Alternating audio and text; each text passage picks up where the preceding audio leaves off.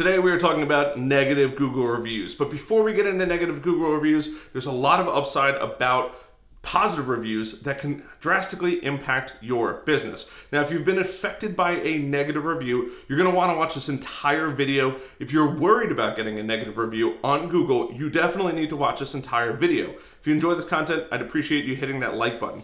This is not my normal format because this is so critically important. Now, if you're a small business, you probably rely on reviews and having a good reputation. The easiest way to do that is start to get good reviews. We're going to talk about removing a bad review in a moment, but the first thing that you need to worry about is getting as many good reviews as possible. 4 and 5 star, typically 5 star. Now, how do you do this? I've come up with a pretty cool bunch of ways to do it. Number one, give something away in exchange for something else. If you're a restaurant, free appetizer or free dessert if you leave us a positive review. You could say positive, don't say 5 star. If you are a taco stand, hey, free guacamole. If you are a dry cleaner, hey, we're gonna dry clean one piece of clothing on us. Don't worry about it. Just leave us a positive review online if you enjoyed our services. If you are, the list goes on. Think about something in your business that you could give away. Heck, maybe if you're a printer, hey, the first 50 business cards are on us if you give us a positive review online or you like our product. There are so many ways to do it, right? For my agency, I will do a free analysis of your entire website and give you a free plan on how to make it better. No strings attached. We give you that. You give us a positive review. There's no invoice to be given out.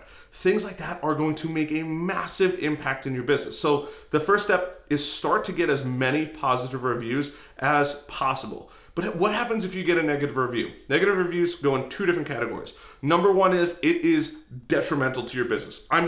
Awful. It could be an aggravated employee. It could be a really upset customer. They are just doing everything in their power to tarnish your brand, especially if it's not true. That's the really important kicker. You have to see, did this actually happen? Or is this just somebody really disgruntled and just wants to tarnish my brand and it never actually happens? Because it does happen out there, right? Competitors leave bad reviews on other people's websites. You get a disgruntled customer who takes it to the next level, starts inviting their friends and family to leave you negative reviews. It kind of gets a little crazy. So, like I said, the first step, you got to start getting positive reviews. They're going to help your business. They're going to help you show up on Google. They're going to help build customer trust.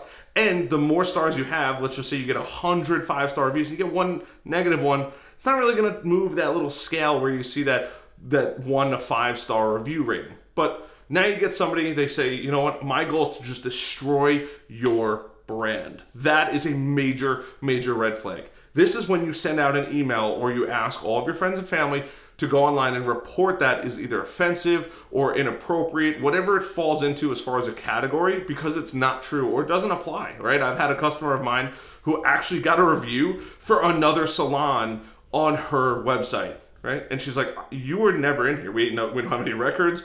The person that you claim you spoke to doesn't work here, right? I think you're thinking about a different salon. It was ridiculous.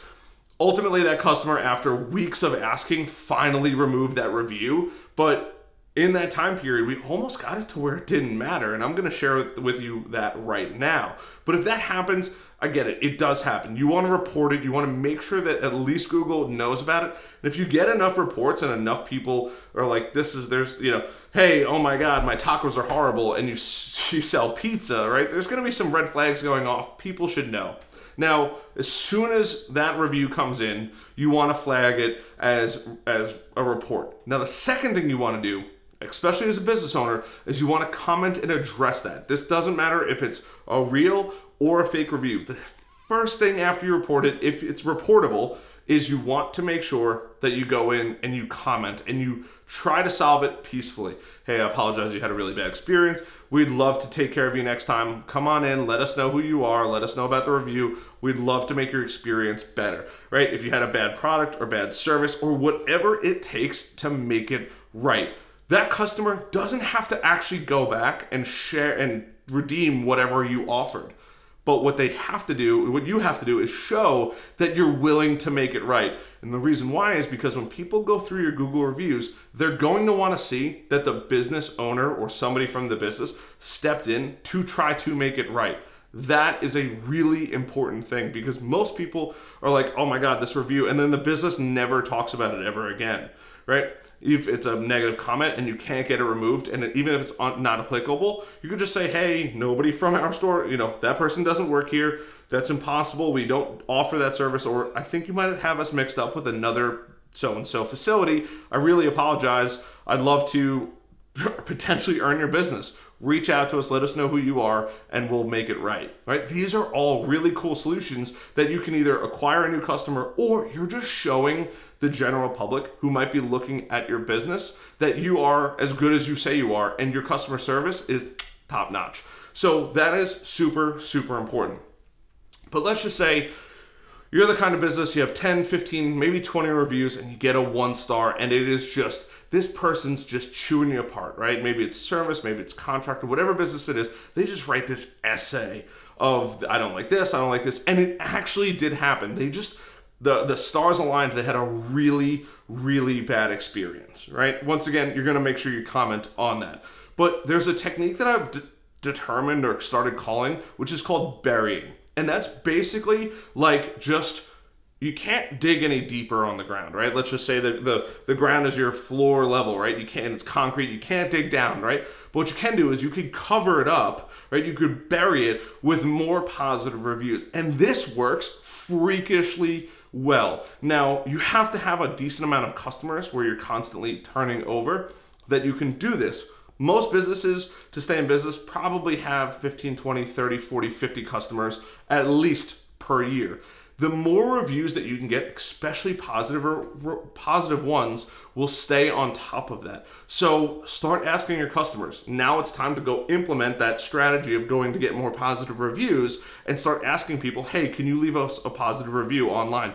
And if I know, and I'm just thinking of like a pizza place that I know, that person knows everybody in town. If he just asks everybody in town to leave a positive review, it'll be gone in seconds, right? This is a really, really cool strategy. Now, you might be thinking, well, how do I know it works? I've used this strategy probably 30 or 40 times now, and it's worked every single time. Now, if your business happens to just not perform at the 5-star tier and you get 4 stars, that's a clear indicator that you as the business owner need to step up to the plate.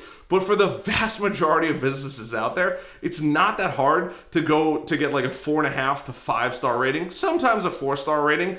Look at your competitors. How many do they have? Get more than they have. But start providing a crazy high level of service that people are going to rave about. And when you do, the results are going to be incredible. So just start asking. Reach out to people. Hey, can you leave me a review? Make sure they're customers, right?